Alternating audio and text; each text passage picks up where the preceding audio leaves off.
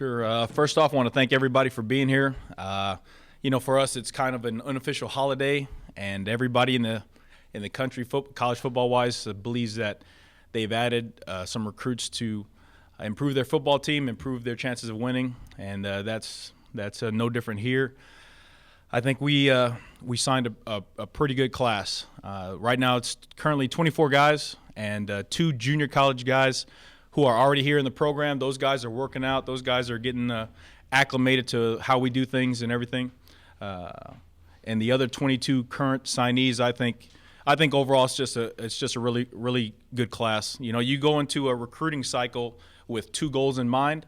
One, that's always to fill your needs at each position. And as I said before, it's important to fill those needs because, number one, what you do is it allows you to develop talent. You develop those guys, get them in here, get them in the program, let them develop naturally.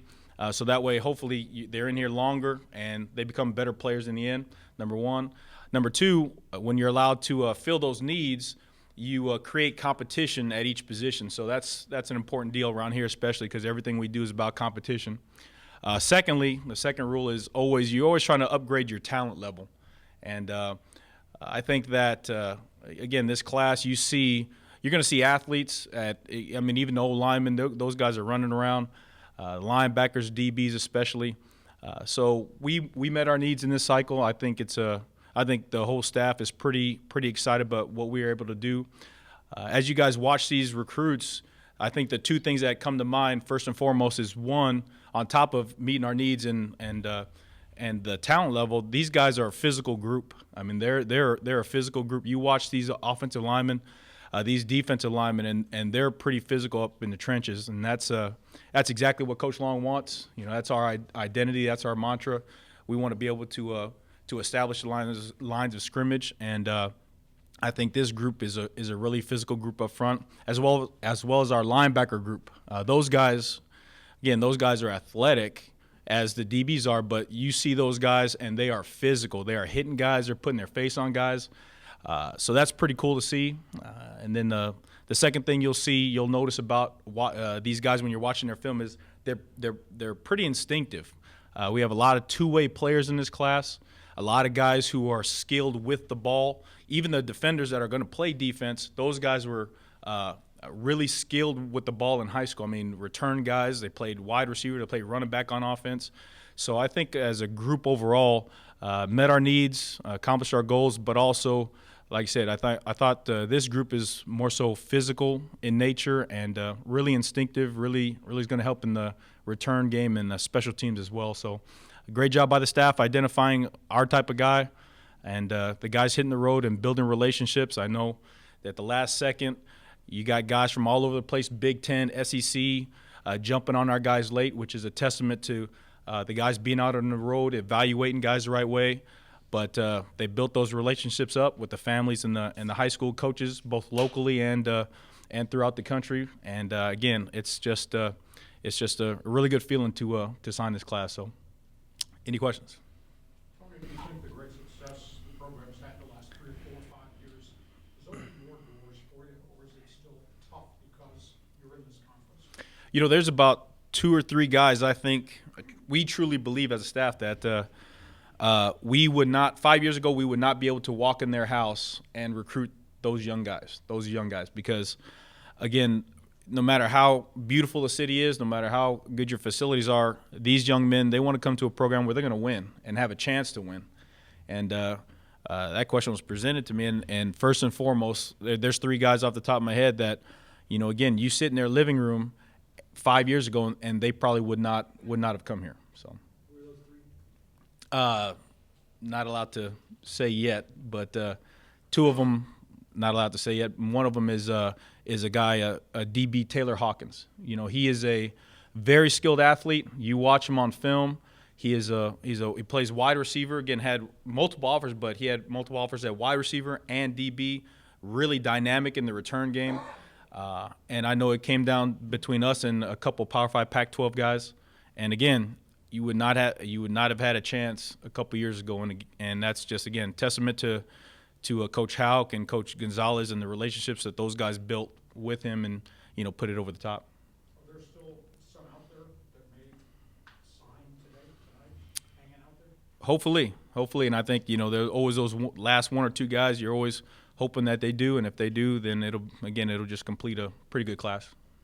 You guys have so many returners. Do you envision most of these guys redshirting next year, or how many guys could you see really helping the team immediately? It's always easier to help on the outside, away from the ball.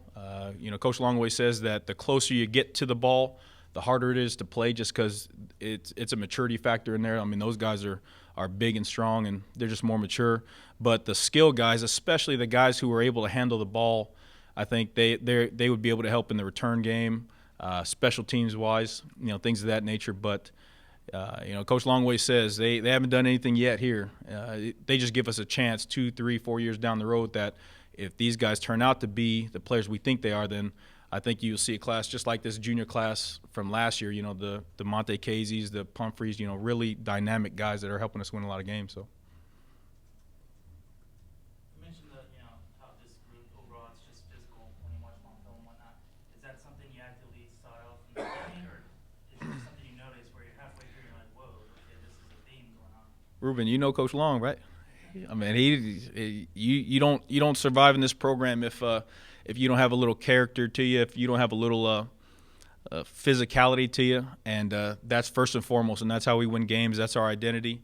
And as we go through the recruiting process, you get a feel for guys who naturally gravitate towards that mantra, towards that identity, and then you have some guys where they just don't, and the guys that don't, typically if they did come here, they wouldn't last. So I think as we identified these guys, saw them on film, and actually got a chance to meet them up close and personal, then and present to them what San Diego State's about, I think these guys who sign naturally gravitate towards what this program is about.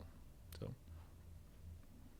Now that you are getting guys like this, what is the San Diego State recruiting pitch? What are you selling this program on to these recruits? Well, there's always been a lot to sell.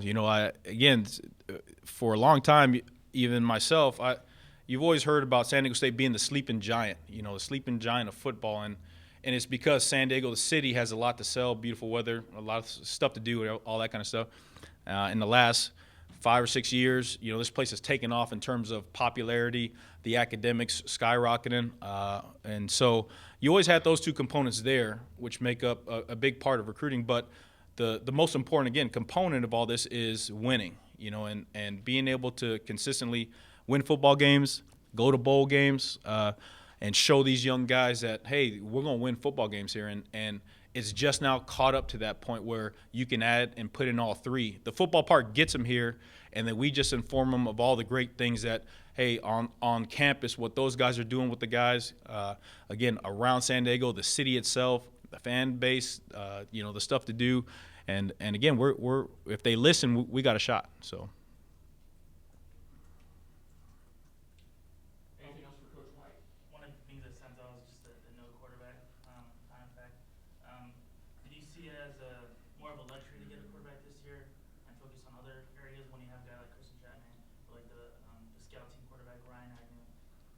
Was that in mind in the entire process? Again, part of that is filling your needs, and there was a number 4 quarterback, and Coach Long, I know Coach Long will speak about this, but once there was no quarterback there, you never want to make a rush decision, especially at the quarterback position. So I think just talking it over with Coach Long and Coach Horton, I think the overall feeling was, hey, if we get a guy that we feel comfortable about, we're going to go after him and do that. Otherwise, we're not going to make a rush decision. We'll either just hold off or go with the guy we've been recruiting the whole time that we've built a relationship with. So that's kind of how it played out in the end.